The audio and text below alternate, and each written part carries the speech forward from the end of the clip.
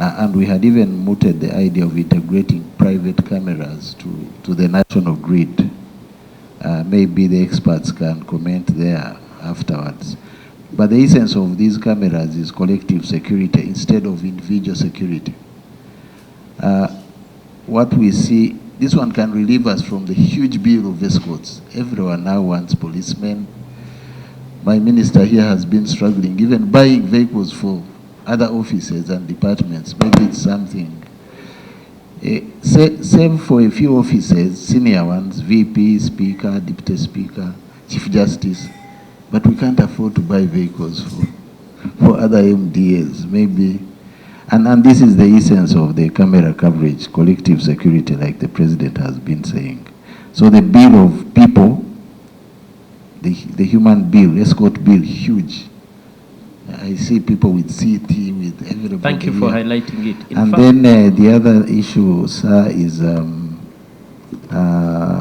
mobility and maintenance expenses, still in a way related to that one of escorts.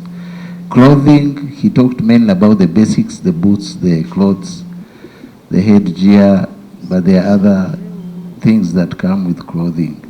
Epaulets, ranks, blah, blah. Even badges. We've been grappling with the idea of identity. Identity of arresting officers. Even in the West, if somebody is in civilian clothes, he just pulls out a badge. So I think these are things we may think about. Body cameras, because usually we are blamed, but we don't tell our story because nobody captured the interaction between the police and the public in enforcing the law. Then specialized unit gear. They have specialized units which need special clothing. Then the utilities bill.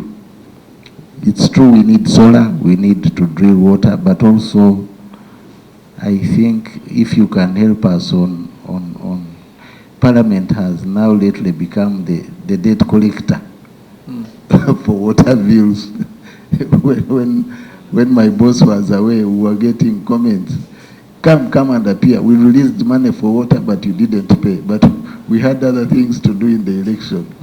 And we thought water would pend. So firefighting capabilities, the Undersecretary said it's mainly a local government thing, but I think you need residual capacity to support the others who may have firefighting equipment. Marines, the waters are free for all, so we need presence there.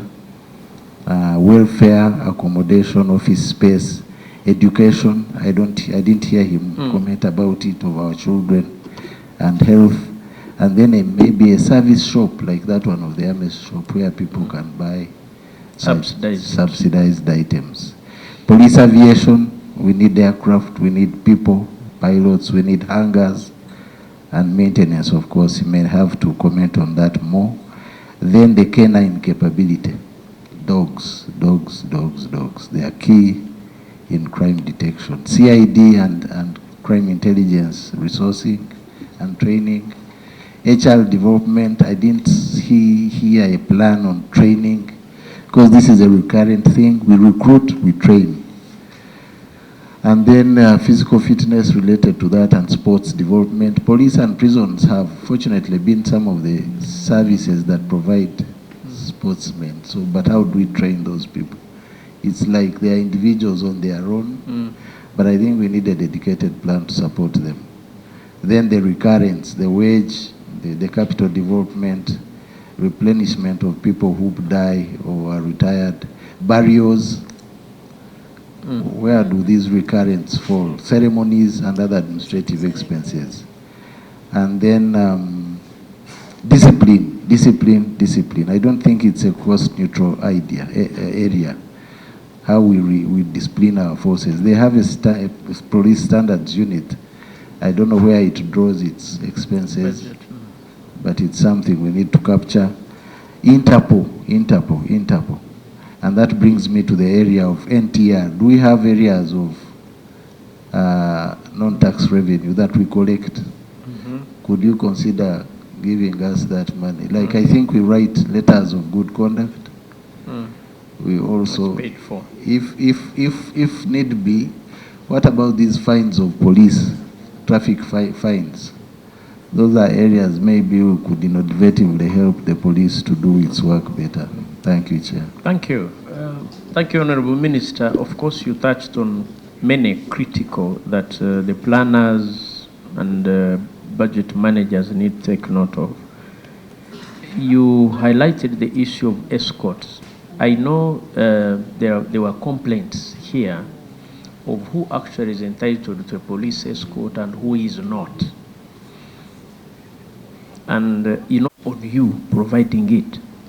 I don't think that is really, and of course you provide the car, then it has to get fuel, then wear and tear. So if there was an intelligent way, if we increased CCTV coverage and integration and it reduced on crime, there would be less need for physical manpower to protect. So that needs to be captured.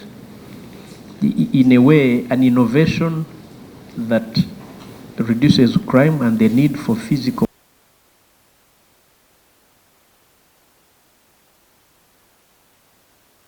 Yes? Oh, Chair, thank you. In a note of the IGP, MCs and DPCs with the vehicles. But I remember, well, first of all, I want to thank you for managing the elections well. You kept law and order.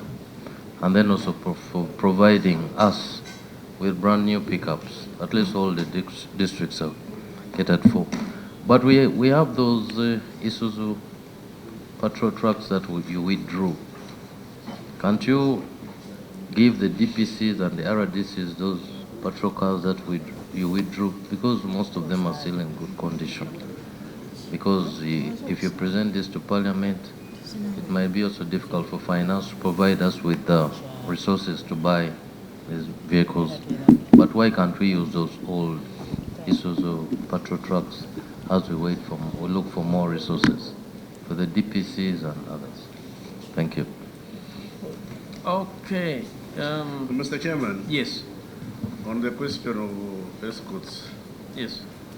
The simple answer to what you wanted to know is it's determined by the threat, the threshold of the which is not the sub-county model. This accommodation is the housing for staff. Which page is that? It's a separate, I shared it with the clerk.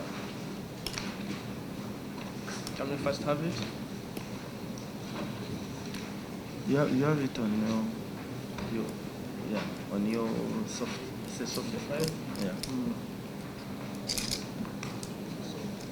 Soft. But I can give one hard copy to the chair. Okay.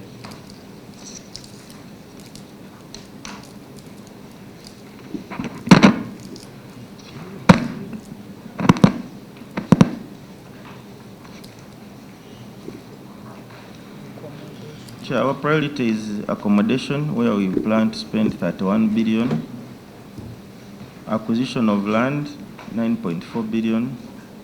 Sub-county police stations, 50 billion. Uniforms, 15 billion.